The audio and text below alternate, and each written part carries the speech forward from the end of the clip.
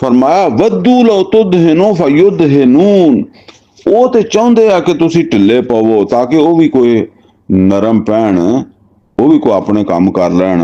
ਵਲਾ ਤੁਤੇ ਕੁੱਲ ਹਲਾਫ ਮਹੀਨ, ਤੇ ਐ ਨਬੀ ਸੱਲੱਲਾਹੁ ਅਲੈहि ਵਸੱਲਮ ਤੁਸੀਂ ਬਿਲਕੁਲ ਖਿਆਲ ਨਹੀਂ ਕਰਨਾ, ਮਤਲਬ ਇਹ ਕਿ ਉਹਦੀ ਜਿਹੜੀ ਖਾਹਿਸ਼ ਹੈ ਉਹਦੇ ਮੁਤਾਬਕ ਕੰਮ ਨਹੀਂ ਹੋਣ ਦੇਣਾ। ਉਹ ਜਿਹਦਾ ਪਿੱਛੇ ਵੀ ਆਇਆ ਨਾ, ਅਤਾਤ ਤੋਂ ਮੁਰਾਦ ਕੀ ਹੈ ਕਿ ਉਹ ਢਿੱਲਾ ਪਾਉਣਾ ਚਾਹੁੰਦੇ ਤੁਹਾਨੂੰ, ਮਤਲਬ ਇਹ ਹੈ ਕਿ ਇਸ ਕੁਰਾਨ ਦੀ ਦਾਵਤ ਤੋਂ ਤੁਸੀਂ ਢਿੱਲੇ ਨਹੀਂ ਪੈਣਾ। ਤੇ ਹੁਣ ਇਹਦੇ ਵਿੱਚ ਜਿਹੜਾ ਇੱਕ ਸ਼ਖਸ ਸੀਗਾ, ਉਹਦਾ ਆਮ ਤੌਰ ਦੇ ਉੱਤੇ ਤਫਸੀਰਾਂ ਦੇ ਵਿੱਚ ਨਾਮ ਆਂਦਾ ਵਲੀਦ ਬਿਨ ਮੁਗੀਰਾ, ਉਹਦਾ ਜ਼ਿਕਰ ਵੀ ਇੱਥੇ ਹੁਣ ਆ ਰਿਹਾ ਵਾ। ਫਰਮਾਇਆ ਕਿ ਤੁਸੀਂ ਉਹਦਾ ਖਿਆਲ ਨਹੀਂ ਕਰਨਾ, ਇਹ ਜਿਹੜਾ ਬਹੁਤ ਜ਼ਿਆਦਾ ਜਿਹੜਾ ਨਾ ਉਹ ਕਸਮਾਂ ਖਾਣ ਵਾਲਾ ਬੇਵਕਤ ਆਦਮੀ ਹੈ, ਬੇਹਸੀਅਤ। ਵਲਾ ਤੁਤੇ ਕੁੱਲ ਹਲਾਫ ਮਹੀਨ, ਤੇ ਤੁਸੀਂ ਕਿ ਲਿਹਾਜ਼ ਨਹੀਂ ਕਰਨਾ, ਅਤਾਤ ਨਹੀਂ ਕਰਨੀ। ਅਤਾਤ ਦਾ ਲਫ਼ਜ਼ ਤੇ ਸਾਡੇ ਫਿਰ ਜ਼ਿਹਨਾਂ ਚ ਹੋਰ ਤਰ੍ਹਾਂ ਨਾ, ਮਤਲਬ ਇਹ ਕਿ ਅਤਾਤ ਇਹਨੂੰ ਵੀ ਸਮਝੋ ਕਿ ਉਹ ਇਹ ਚਾਹੁੰਦੇ ਆ ਤੁਹਾਨੂੰ ਢਿੱਲਾ ਪਾਉਣਾ, ਤੇ ਉਹ ਪ੍ਰਾਪੋਗੰਡਾ ਕਰ ਰਿਹਾ, ਤੇ ਤੁਸੀਂ ਪ੍ਰਾਪੋਗੰਡੇ ਦੀ ਵਜ੍ਹਾ ਤੋਂ ਢਿੱਲੇ ਹੋ ਜਾਓ। ਇਹ ਨਹੀਂ ਕਿ ਉਹਨਾਂ ਦੀ ਖਾਹਿਸ਼ ਦੇ ਮੁਤਾਬਕ ਢਿੱਲੇ ਹੋ ਜਾਓ, ਲੇਕਿਨ ਪ੍ਰਾਪੋਗੰਡੇ ਦੀ ਵਜ੍ਹਾ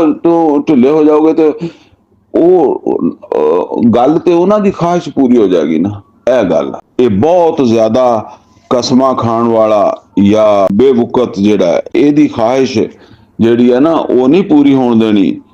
ਹੁਣ ਇਹ ਕੁਛ ਥੋੜਾ ਜਿਹਾ ਤਾਰਫ ਉਸ ਬੰਦੇ ਦਾ ਆ ਰਿਹਾ ਜਿਹਨੂੰ ਇੱਥੇ ਮੈਂ ਦੱਸਿਆ ਕਿ ਵਲੀਦ ਬਿਨ ਮੁਗੀਰਾ, ਹਮਾਜ਼ ਮਸ਼ਾਇਮ ਬਿਨ ਨਮੀਮ, ਇਹ ਐਬ ਜੋਈ ਕਰਨ ਵਾਲਾ, ਚੁਗਲੀਆਂ ਕਰਦਾ ਫਿਰਦਾ, ਔਰ ਇਹ ਵੀ ਚਾਹੁੰਦਾ ਕਿ ਮਤਲਬ ਇਹ ਕਿ ਮੁਹੰਮਦ रसूलुल्लाह सल्लल्लाहु अलैहि वसल्लम ढिले पै जान। फरमाया मन्ना लिल खैर, और कंजूस है, माल आ जावे तो बड़ा रोकन वाला, व मौत दिन असीम, और हद तो ज्यादा गुनाहां दे च मुबतला होने वाला, उतुल्लिन, और बड़ा बद अखलाक, सख्त सख्त गुफ्तगू करने वाला, बाद ज़ालिका ज़नीन, और इस तो बाद बद असल भी, अन का नज़ा मालिम व बनीन, और इस वास्ते ये सारी आकड़ दे विच हैगी आ कि असीं इहनूं दित्ते आ माल ते पुत्र, माल व बनीन बेटे। गालबन 10 बेटे सी वलीद बिन मुगीरा दे, ये खालिद बिन वलीद रजी अल्लाह तआला अन्हु दा वालिद सी ना।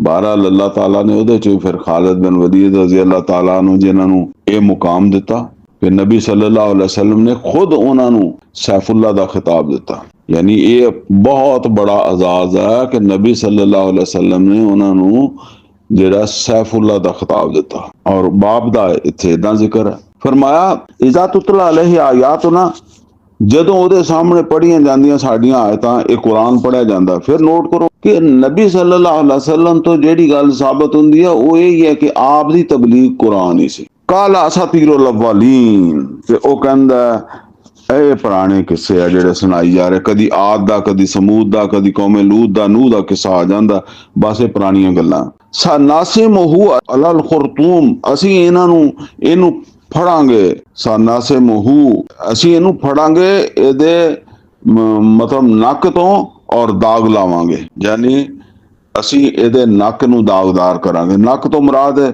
ਜਿੱਦਾਂ ਸਾਡੇ ਆਮ ਤੌਰ ਤੇ ਕਹਿੰਦੇ ਆ ਯਾਰ ਨੱਕ ਨਹੀਂ ਰਹਿੰਦਾ, ਜਾਂ ਆਪਣੀ ਅਨਾ ਦਾ ਮਸਲਾ ਨੱਕ ਦਾ ਮਸਲਾ ਬਣਾ ਲੈਣਾ, ਠੀਕ ਹੈ ਨਾ।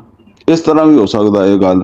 ਬਹਰਹਾਲ ਇਹਦਾ ਮਤਲਬ ਇਹ ਹੀ ਹੈ ਕਿ ਅਸੀਂ ਇਹਦੇ ਨੱਕ ਨੂੰ ਦਾਗਦਾਰ ਕਰਾਂਗੇ, ਉਹਦੇ ਤੇ ਦਾਗ ਲਾਵਾਂਗੇ। ਉਹ ਜਿੱਦਾਂ ਕਹਿੰਦੇ ਆ ਵੀ ਨੱਕ ਅਸਲ ਦੇ ਵਿੱਚ ਮੂੰਹ ਦੇ ਉੱਤੇ ਹੁੰਦਾ ਨਾ, ਤੇ ਫਿਰ ਮੂੰਹ ਸਾਰਿਆਂ ਤੋਂ ਪਹਿਲੇ ਨਜ਼ਰ ਆਉਂਦਾ, ਤੇ ਜੇ ਨੱਕ ਹੀ ਖਰਾਬ ਹੋਏਗਾ, ਉਹਦੇ ਤੇ ਦਾਗ ਲੱਗਾ ਹੋਏਗਾ, ਤੇ ਬੰਦਾ ਨੱਕ ਲੁਕੋਏਗਾ, ਫਿਰ ਚਿਹਰਾ ਨਹੀਂ ਨਜ਼ਰ ਆਏਗਾ। ਜਿਵੇਂ ਉਹ ਮਾਸਕ ਲਾ ਲਓ ਤੇ ਚਿਹਰਾ ਨਹੀਂ ਨਜ਼ਰ ਆਉਂਦਾ ਸੀ। ਫਿਰ ਹਾਲਾਂਕਿ ਬੰਦਾ ਆਪਣਾ ਚਿਹਰਾ ਦਿਖਾ ਕੇ ਤੇ ਰੋਬ ਪਾਉਂਦਾ ਦੂਸਰਿਆਂ ਤੇ,